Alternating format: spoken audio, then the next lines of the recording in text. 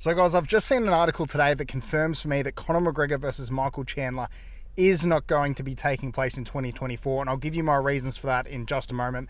But before you do that, make sure to subscribe to the channel if you do watch it. It does help me out a lot. But let's get right into it. So I was just reading this article and it said that Dana White has confirmed that Conor McGregor will return to the octagon in 2024, but he did decline to reveal an opponent. Now, that tells me that he's not going to be fighting Michael Chandler this year. When you go back to when Colby Covington filled in as a potential replacement for a contest as the backup fighter, Dana White all but confirmed that Colby Covington was next. And generally what Dana White says goes, right?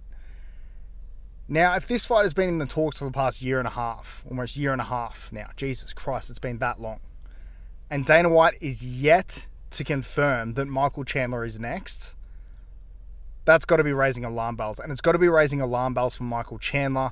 Generally, when Dana White says something is a lock and it is going to happen, that is what's going to happen. That's why I believe that Jon Jones will not be, facing off against Tom Aspinall. That's why I believe that Jon Jones will be facing off against Stipe Miocic. Dana White says a lot of crap. He lies about a lot of things, but when he confirms a fight is going to be taking place, it rarely goes the other way. So where does this leave Michael Chandler? Where does it leave him for 2024? I mean, who really knows? But definitely not a good sign when Dana White is confirming that Conor McGregor is going to return, but he's yet to confirm the fact that Michael Chandler is going to be that opponent.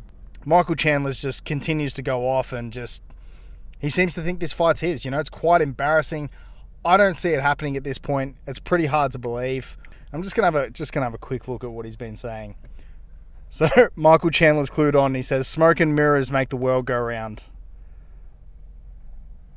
Okay, so he might be cluing in that this fight might not actually be taking place, but I think that's all but confirmed that this fight isn't gonna happen, and I think we're gonna get Nate Diaz instead.